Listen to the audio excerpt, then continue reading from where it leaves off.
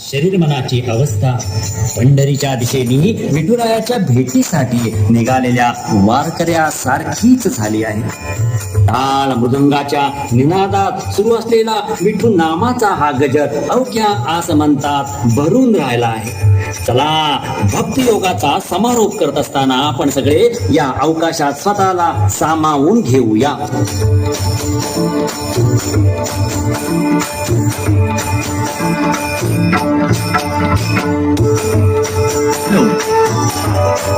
आपण मंदिर परिसरामधून सहभागी झालेले विठ्ठल मंदिर परिसरातून सहभागी